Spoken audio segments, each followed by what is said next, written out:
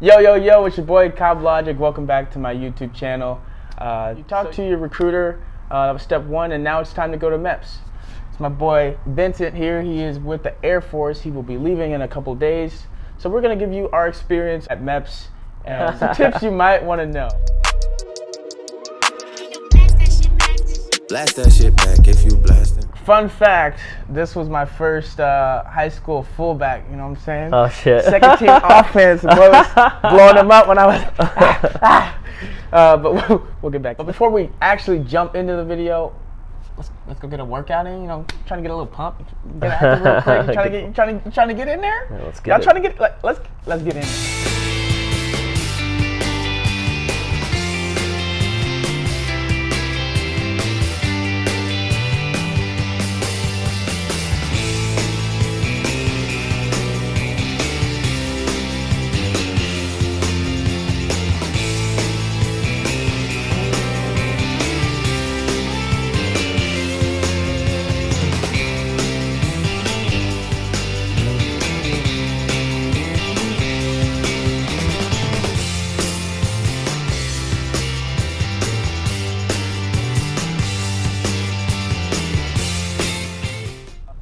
So Vince, if you don't mind, we just want to get a little background from you so our viewers know a little bit about you and your decision to join the Air Force.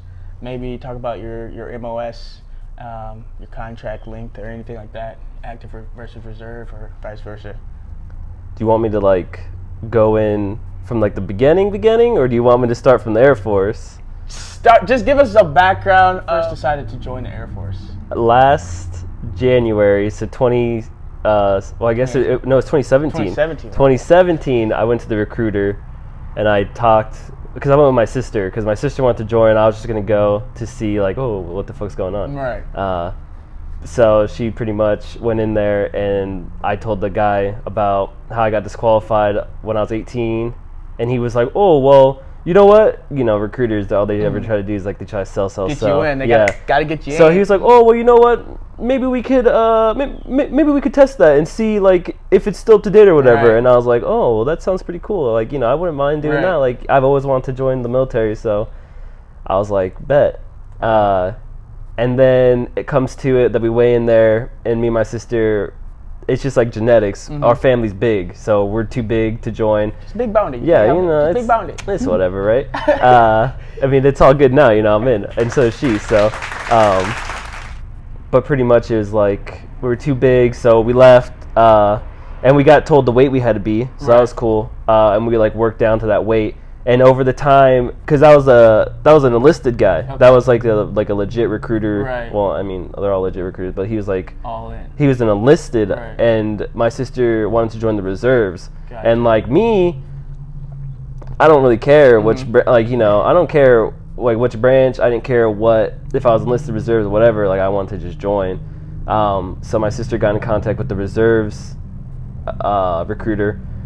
Shout out to her, because like she did like literally everything for me to get me in, so like she's like legit, like probably like they tell you like recruiters try to screw you over, but like from day one she was like, I'm gonna be honest with you, because you guys are old and I don't need to sell anything, like you guys obviously want to join, so like that was cool. Appreciate it, recruiter. Yeah, she was like straight up, like I said, I appreciate the hell out of her, but she pretty much talked to my sister, and then she wanted us just to come in, so we went in and we met with her, and like she got her paperwork started right then and there, and like from there it just shot off. Right there, that's how they get you. What yeah, you in? for reals, I almost joined the army because shout out, because we better. No, because you got the weight thing, dude. I thought I was never gonna lose any weight, and like they'll take me at my weight, and I was like, dude, like I'm just trying to join, like I don't care about like the little things, like I'm just trying to get in. So I was like, why not join? I'm trying to get active. Yeah, I'm trying to get in there. I'm trying to be in the military is what like my main goal is. So I was about to join, and then the Air Force, you know, the Air Force came a calling. Yeah, came in like a call. Yeah, they came in with those birds, you know. All right. So cool. You're leaving on Tuesday? Yeah, Tuesday. February 5th. I'm out. Going to San Antonio. Okay. Cool part. All training, enlisted reserves, you go to Lockland, which is in San Antonio, for the Air Force. Okay. It's different for everybody else, but the Air Force is always in San Antonio, from what I know. I'm pretty sure that's right. I mean, there's that for you guys looking to go into the Air Force. Let's get into the actual video, our experiences at MEPS, and ours is a little bit different. I don't know. For the most part, all military branches will basically experience the same setup through MEPS, but I know like some branches have different requirements. So if any differences are out there, then we'll kind of try to touch those. All right, so we have two different experiences, so we're just going to go through our day. So I had passed my practice ASVAB test, and I was like, all right, look, like I want to go and just get it over with. And this was, I think, a week before Christmas, so I went a couple weeks ago or a couple months ago. And then so I was all ready to go. About 2 nights before, my recruiter texted me saying, hey, there's something going on with your Social Security card, so before we actually go to MEPS, we have to go to the Social Security office, get that squared away, get some forms submitted by 10 a.m., and then I have to rush you over to the MEPS station. So I'm just like, okay. So I'm thinking it's all gonna go smooth, whatnot. I'm like, cool, bet, whatever. Comes and picks me up at like 8 in the morning, 8:30. We drive to the Social Security office. There was surprisingly like nobody in line. But here's the thing, like, so they give you a ticket. It's like going to the DMV. They give you a ticket. They say you're next in line, blah, blah, blah. We had about 15 to 20 minutes before I had to get my form submitted. And I'm like, okay, there's not many people in here, but the dude skipped over my number. And I was just like, wait, like, I was supposed to go next. Like at this point we got like 10, 15 minutes. I'm like, I'm starting to freak out. I don't know how long it's gonna take. So anyway, they called me up, and I was trying to be like all nice with the guy. He was really rude. I don't know why. He was rude as heck. I don't know why. But we got that all squared away. My recruiter was like, hey, I'm gonna run to the car, get the computer going so we can just load it up real quick. At this point, we have 5 minutes before I can get this form turned in. And if I don't get it turned in the next 5 minutes, I can't go to MEPS today. So something was going on with the Wi-Fi. He called up his sergeant, whatever. They got it figured out, and it was good to go. He got that in. And from then, it was just rushing me up to MEPS. He had a little conversation with me in the parking lot. He had me fill out the packet that I had to fill out a couple weeks before, with just my history, any medical stuff like that. And the reason for that was because he wanted me to make sure, I wasn't going to change my answers when I got into MEPS. So I filled that out, kept all my answers the same. He was like, sweet, you're going to do great. Good luck on the ASVAB. So, I mean, I guess the people that I was supposed to take my ASVAB with weren't going to show up for like another hour and a half. So I had to sit and wait in the lobby for an hour and a half before taking the exam. So I'm sitting there, I'm waiting. They call me up, and I start the test. It was really long. I did a lot better than I expected. So that was cool. So you find out, you go in, you take your test. When you're done, they print out your score for you. So you'll see your score, what you got on it and everything. So you'll have an idea in your head, like if you did well enough or not.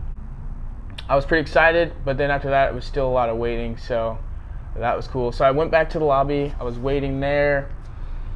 And then I had to wait for everyone to be done. So that was another like 2 or 3 hours of just sitting there waiting.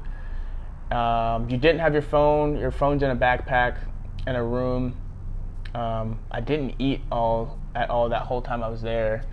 And then from there, I waited till everyone else was done in that group. The bus driver comes and picks us up, drives us to a hotel. My recruiter's calling me like, congratulations, like you did way better than we thought, blah, blah, blah. Like you got these jobs, this job. Do you want to go airborne? And I'm just like, what the heck is airborne? Like, I'd never really heard of airborne, so I was just like, did I get MP? Like, did I get MP? That's what I was asking him. And he's like, yeah, you qualified for MP, you got that, like, whatever. But do you want airborne with it? I'm just like, I don't know what airborne is. Like, is that going to mess up? In my head, I thought airborne, if I said yes, it would, like, mess up my contract or something like that. But it won't. So, like, if you do want airborne and you get the job that you want, take airborne if you want it. So I was just like, it's not a big deal. Like, I don't want airborne. It's fine.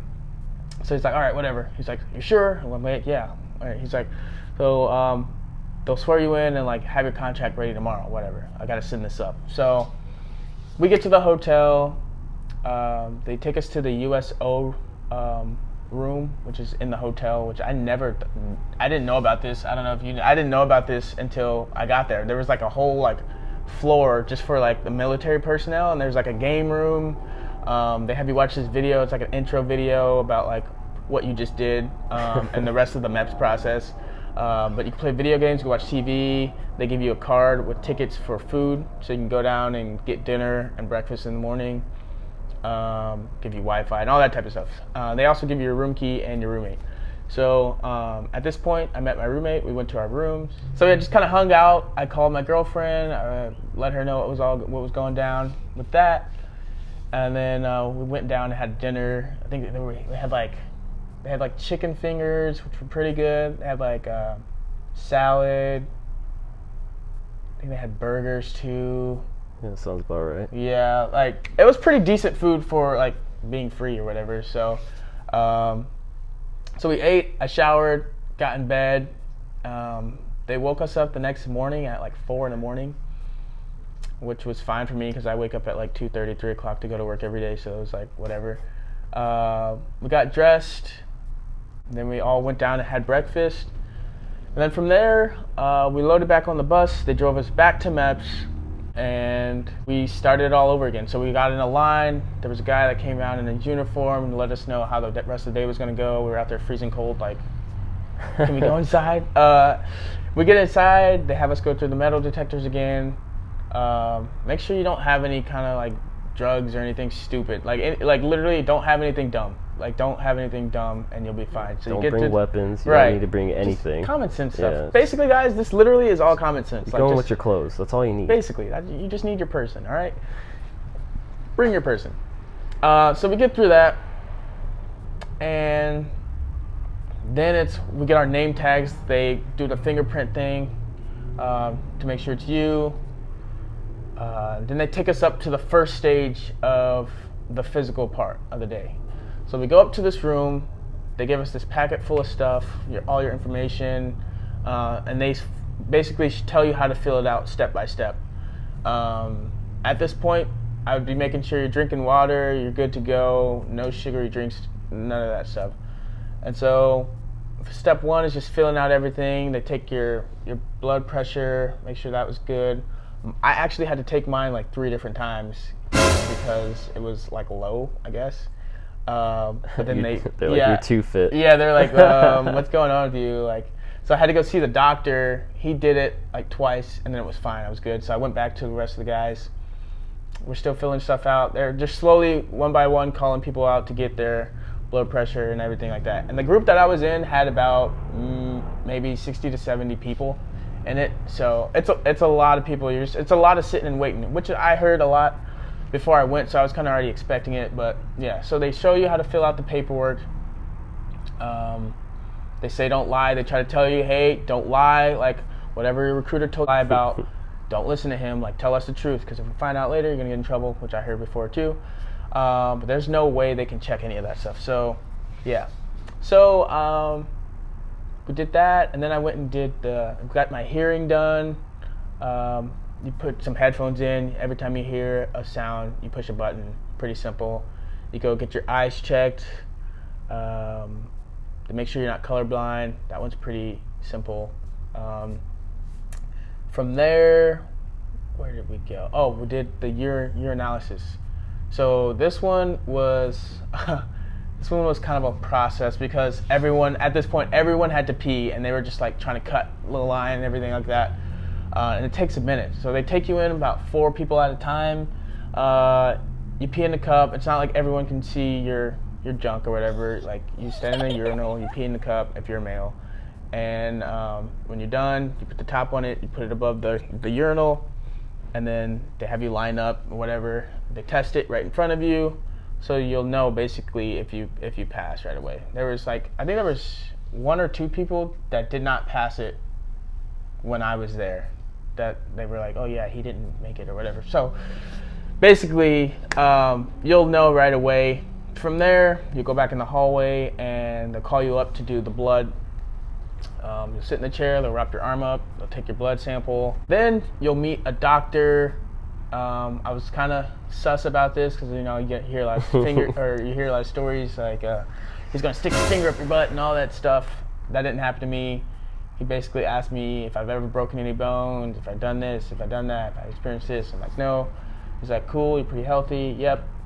Trying to make conversation with you. I wasn't really trying to engage the conversation. I was just basically yes, no. You're not about to get any more details than I want to give you, just so like you're trying to disqualify. I don't know if you're trying to disqualify me or not. So it was pretty cut and dry. He told me to bend over. Literally, as I was bending over, he said, come back up. I came back up. I really don't know if he got a good look or not, but he said I was good. Checked the bottom of my feet. And then from there, we went into a bigger room. This is where we all kind of stripped down to our underwear. We got on a scale. They checked our height. Then they made us do all these crazy, they're not really crazy, they made us do all these different movements to make sure we can move correctly and all that stuff. A lot of people have trouble with the duck walk. I don't know why. Maybe because we're wrestlers. I don't know. It was pretty easy for me. I think the toughest one was going from your feet all the way down to your knees and then back up. That one was kind of difficult because, you know, like all your weight's on your knees and then you're kind of just doing it from your toes. But anyway, we did that, and at that point, I had gotten majority of my physical done, so I was going to go and have lunch. So they basically tell you can go have lunch whenever you want. And when they told me that, I was literally about to go see the doctor, and I knew that took a minute. Like, everybody was waiting there for a while, so I was like, I'm going to just wait it out, finish this, and then go get lunch. So I finished all that, went and got lunch. They said I passed everything, but my packet, for some reason, my recruiter gave me the airborne packet. So I told you guys, like, I didn't want to do airborne. I get there the next morning, my packet had like this airborne packet, which is a little bit more extensive for like the physical qualifications. But at this point, luckily, we were kind of running behind in schedule. So they were like, you can just come back later and do it later if you want. And I was like, cool. I'm not, but cool to know, you know, like cool, let's get out of here. So at that point, they're trying to help us out, get rushed in to swear in. But first we had to go over our contracts. So I went to talk to my liaison, and she was like, okay, we got your contract. You have to call, she had to call someone for my security clearance. So they have a little over the phone interview with me for my security, ask me if I've done this, that, and that, whatever. Keep the same answers. That was cool. But they needed a couple of my references, like their middle names or something like that. So I had to call those guys up real quick, get their middle names, and then that was good. Talked to another guy. He made my contract official. So we did that. I signed that off with my fingerprint. From there, we went to a room. We swore in, and then we did our fingerprint thing again, and then it was basically time to go. I was literally the last person to leave MEPS. It was kind of embarrassing. I was kind of upset with my recruiter, but it's okay. It's fine. I made it in, whatever. Well, I didn't have anyone there for me when I swore in, but I guess I'll be swearing in again before I leave. So like if no one can make it out to see you swear in, that's cool. Like you'll have another time to do that. So that was basically my experience. Once. He's gone 5 times. So he's gonna delve into all of that for us. Like yesterday.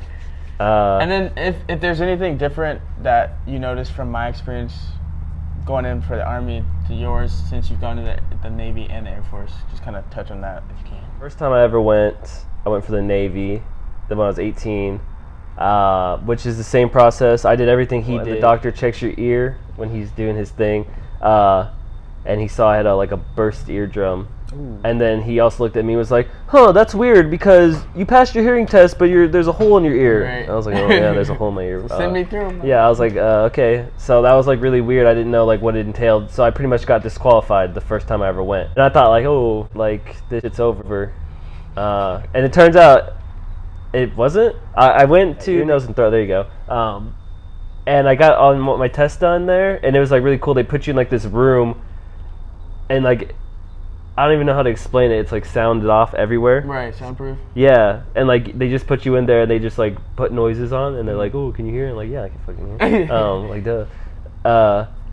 So I went back with those papers. I gave it to my recruiter at the time for the Navy, and he was like, oh, yeah, let me just see how I can do with this. Never heard from him again. And I went take my ASVAB and my physical for the Air Force, and my recruiter told me the morning of, because I was supposed to go through the same process again where you stay there the night. The day of, she was like, oh, well, turns out you can't take your physical at MEPS yet because of the Navy stuff. And I was like, what?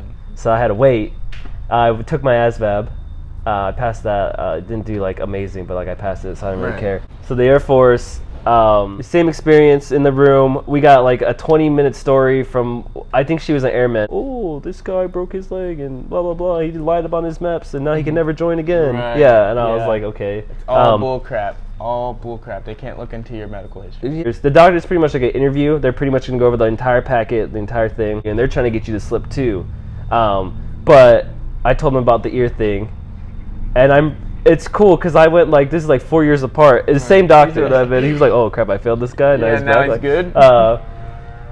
So he went over that and he's like, he looked at it, he's like, and you can hear. And I was like, yeah, and that's what the hearing test said too back then. That's what the hearing test says now. And like, and here's this paper that says, hey, this guy can hear. Past the interview with the doctor, go into the room to do the duck walk, the weigh in and everything. I'm too fat, can't join because I'm too fat. I didn't get disqualified, I just got to come back. So I go back into the room. If you're too big to weigh in, you don't get disqualified. They give you an X amount of days to lose weight based on how much weight you have to lose. So I had to lose 6 pounds. I was 5 days to lose a pound, so it was 35 days. In 35 days, you can come back. And then he looked through it. He's like, oh, you also had protein in your pee. It's probably because you're not hydrated because you're trying to lose weight. It came back 35 days later to re-weigh in, which is crazy. And I have to give him like a shout out because he helped me like lose the weight, right? He helped me like run and all. I mean, if you're going back to MEPS to do something that you failed in the past, they put you ahead of the classroom but I still had to wait like 3 hours just to weigh in. And I was sitting there like I was looking like SpongeBob all dry. So I was 184 pounds on the paper, and the guy was like, oh, congratulations, you made it. I was like, oh my god. Yes, all I needed to hear. Oh, let's get out. It was so great. I didn't swear in at MEPS. I swore in at the base I'd be going to. I signed in November, right? But I'm not leaving until, it's obvious, it's February. I'm not leaving until February 5th. A recruiter called me. She's like, so let's shoot for like next Wednesday to swear you in. And I was like, oh, okay. Wednesday comes, I don't hear anything. She calls me at night. She's like, come tomorrow at like 2, we're gonna get this done. And I was like, okay, yeah, that's fine. Like Pam re-swore in front of my mom, and I swore in front of my mom, and then we both took a picture with the officer that was on base and our recruiter. Pretty much wraps that up. I think that wraps that all up. Cool. So his experience was a little different from mine. He went a handful of times more than I did. And I drove. Your recruiter, like, swooped in, got you're spoiled. Yeah, he picked you up. Came in the Army, man. I'm telling you. Tips that you can use, hopefully will get you through MEPS. So the mindset you need to go into MEPS is basically that everybody you encounter there is trying to disqualify you. Like all the doctors, everyone that's checking your ears, your eyes, your pee, everything, they're trying to disqualify you. So don't give them any reason to disqualify you. So, tip number 1 for me, and I'm sure he would agree with this one, is just keep your mouth shut. There's a lot of kids there that were really young. I went in at 23, and a lot of the kids that were there were like 17, 18, so they were really immature, and like, I get it makes sense. There was one kid like, yeah, I smoked weed like 4 days ago, and like another kid's like, I broke my leg. I broke my leg, I didn't tell me, but like, no, you don't. Oh. You guys all said you've never drank before, right? Like, you guys put that down, right? Number 2, don't get pressured into signing anything. My intentions were, I'm going to get 31 Bravo. If I don't get that, then I'll just wait until that job's available. It's different for the reserves, at least for me, because we got to sign. Well, you can meet with your recruiter again to sign, and she gives you I got like a packet, with like jobs of what they had available, and I pretty much got to pick. Next tip is don't change any of your answers. So for sure. Anything you told your recruiter, if you're sus about anything, talk to your recruiter before you start writing stuff down. That one speeding ticket you got, you're not sure if that's going to be on your record or not, just ask your recruiter. He'll say, like, yeah, they run a background check on you beforehand, so they know. Whatever you tell your recruiter, stick to that 100%. Like, don't change anything. I think that's like the number 1 thing that'll get you disqualified, is if you change even the slightest thing. It's like they're trying to catch you. No one is trying to disqualify you from the military. But your actions. But you will disqualify yourself from the. It's all on you. These people are just there to like do their job. Yeah, they're doing their job, and it's like on you. Are you going to do it, or are you going to mess up? Last tip I have is just make sure your pee is good. You don't want to be dehydrated. Yeah, be hydrated. You don't want it to be diluted or be full of protein. So, Vincent, thanks for coming on and sharing your MEPS experience with us. Good luck. And dude's leaving in a couple of days. Six whole days. Put it right there. There we go. It'd be great. Maybe send us a picture of you graduating, and I'll try to post that before I take off. For sure. Like I got you. On that note, I hope you guys enjoyed the video on our MEPS experience. Go ahead, like, comment, subscribe. It's your boy Cobblogic, and we are over and out. Peace. Cut the camera off. Blast that shit back if you blasting.